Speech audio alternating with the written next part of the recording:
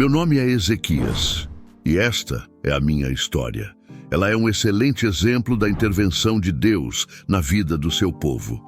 Meu nome, que significa Deus fortalece, faz muito sentido, pois enfrentei muitos desafios ao longo da minha vida. O reino de Israel estava dividido. A maioria dos membros da tribo de Benjamim e da tribo de Judá se uniram no reino de Judá, também conhecido como o Reino do Sul de Israel, com capital em Jerusalém. As outras 10 tribos formaram o Reino do Norte, com sede em Siquém, em Samaria. Eu sou o filho de Acaz, que foi um rei ímpio. Deus ficou profundamente descontente com as ações do meu pai, permitindo que o rei Aram o derrotasse em batalha. Meu pai estava envolvido em práticas de adoração de ídolos e cometeu sacrilégios contra o templo do Senhor, afastando-se completamente dos ensinamentos divinos. Surpreendentemente, meu avô era um bom rei, o que torna ainda mais desconcertante o comportamento do meu pai. As atividades imorais do meu pai incluíram a execução dos meus irmãos, um ato terrível que o reino de Israel também tinha realizado no passado. Agora, eu sou o rei, assumindo o trono aos 25 anos de idade. Em contraste com meu pai, busquei viver de maneira que agradasse ao Senhor, seguindo os passos do meu ancestral Davi. Derrubei os locais de culto pagãos, destruí estátuas e monumentos e retirei as imagens dedicadas à deusa da fertilidade, Ashira. Ashira era muitas vezes relacionada a uma escultura de tronco de árvore e adorada como a parceira do deus Sol, Baal.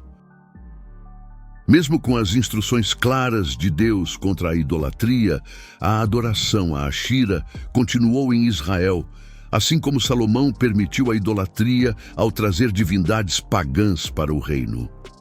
Deus expressa profundo desagrado pela idolatria, o que nos levou a enfrentar sua ira. A situação dos levitas e do templo estava em um estado lastimável. Os levitas eram descendentes da tribo de Levi, encarregados de diversos aspectos do culto no templo ou tabernáculo.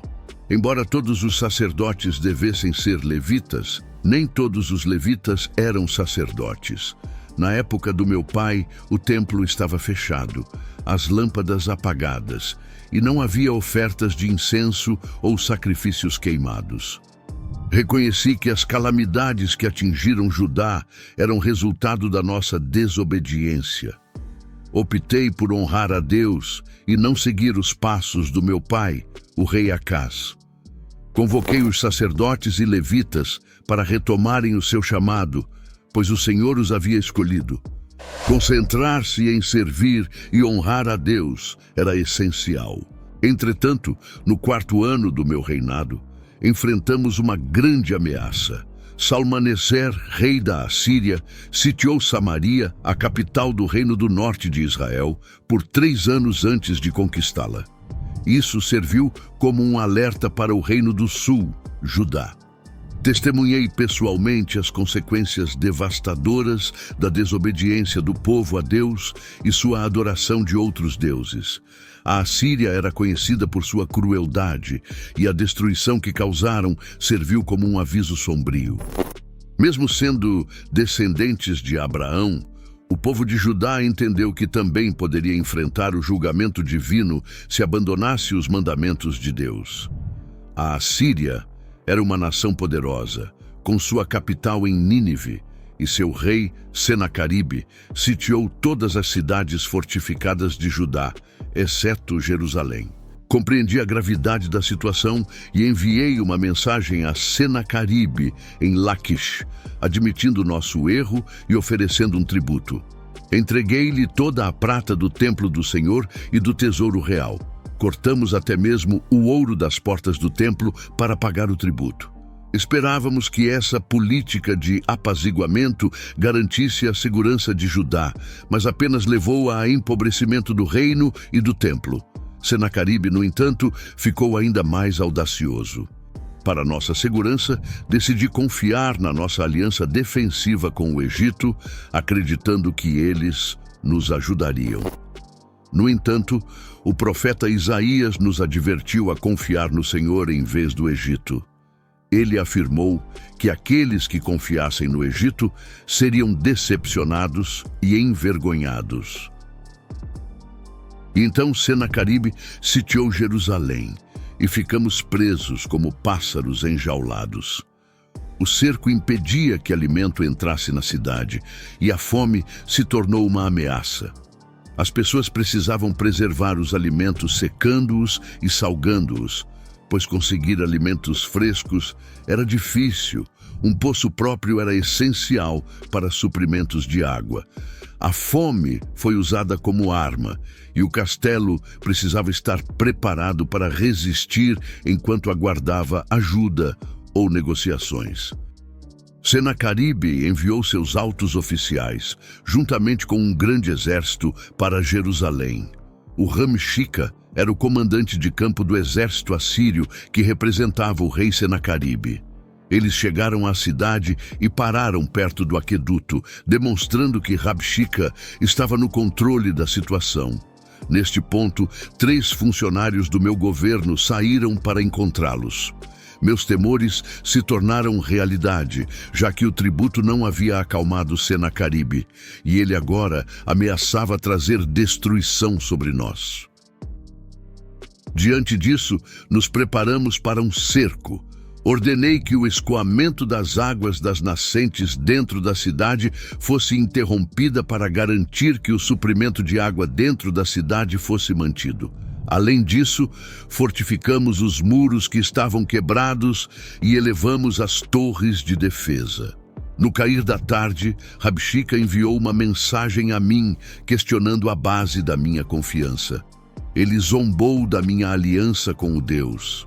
Tentou minar a fé do meu povo e nos desencorajar, mas acreditamos que o Senhor estava conosco. O Rabshakeh zombou do nosso exército relativamente pequeno e disse que mesmo com 2.000 cavalos, não seríamos páreo para a Assíria. Essa mensagem causou grande preocupação entre o meu governo e a população de Jerusalém. Neste ponto, Rabshakeh gritava em alta voz, do lado de fora, desafiando a nossa resistência e a nossa fé. Num ato de desespero, mandei meus mensageiros até Isaías, o profeta, na esperança de que as orações do profeta e a intervenção divina pudessem ajudar a salvar Jerusalém da iminente ameaça à Síria. Eu estava profundamente ciente da gravidade da situação e buscava a orientação e a ajuda de Deus por meio do profeta.